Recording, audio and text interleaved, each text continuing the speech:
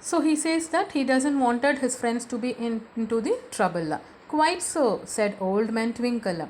And now I am going to tell you something. The boys' names were Harry, Peter, George, and Henry. You see, I know them all. So Jack started in surprise. So he was so much in surprise that how did he came to know about it? Did the boys tell you after all? So he is asking whether they said anything to him. Not one of them, said the old man Twinkle. They pretended to be surprised. They pretended not to know. They told me untruths. But I happened to see you all swinging on the gate when it broke. So I knew all about it, you see. So he's saying that he was looking from the window that when they were swinging on the gate and it was broken. So from that he was able to know who were there. Oh, said Jack, and he started at Mr. Twinkle again. Well, please choose one of the boys, he said.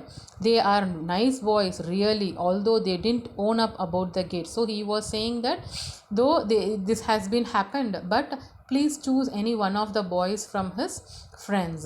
I have chosen my boy, said Mr. Twinkle. So he said that he has already chosen his boy for his shop. Who is he? Asked Jack. He is you, said Mr. Twinkle. Yes, I know you are small, but you will grow, especially if Mrs. Twinkle makes you pudding every night. And I know you are at the bottom of the class for lots of things, but good food will make you brain grow too. And I know you are a bit ragged, but a little pocket money will buy you better clothes. So now he is saying that he is the person who has been chosen for his shop, and he says that all the faults that he is a small or he doesn't have he looks like a ragged in a ragged clothes, and he has not grown in his class. So he just brings up all the negative part from him, and he says that it won't matter. So he will grow up as Mrs. Twinkle will make the pudding every night, and it will grow up him.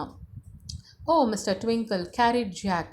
But why do you choose a boy like me? The others are bigger and clever. So he is hesitatingly asking Twinkle that why he chose him.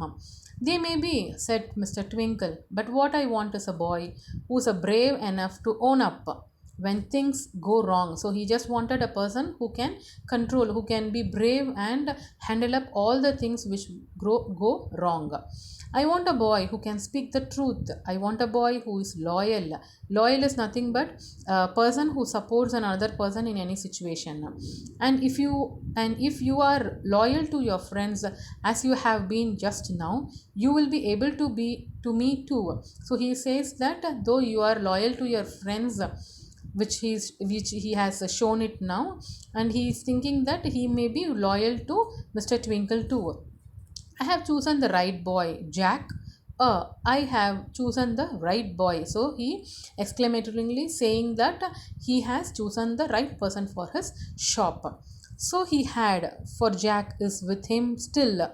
So he is still continuing in his shop, but not as an errand boy. Errand means small job working, small job doing, task doing person. Oh no, he is the head of the shop now and doing very well indeed. So, in fact, what he is doing, he is now head of the shop and he is doing a quite well job in the shop.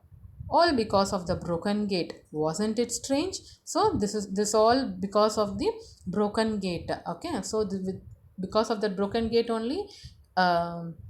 He got the job, and the main thing which we saw the situations earlier, which was a pre-reading task, is that just be honest whatever the situation is, be brave and face the situation, so that you will get whatever the best part will be in your life. Okay, so I hope you have understood this fun time tales or the stories which was written by Enid Blyton. Okay, so which if you have any doubts regarding this, just message me so that I can help you in any manner. Okay, so the next class I will be sending the notes for this lesson. So kindly try to finish off all the notes and just be prepared for your upcoming exams too. Okay, thank you.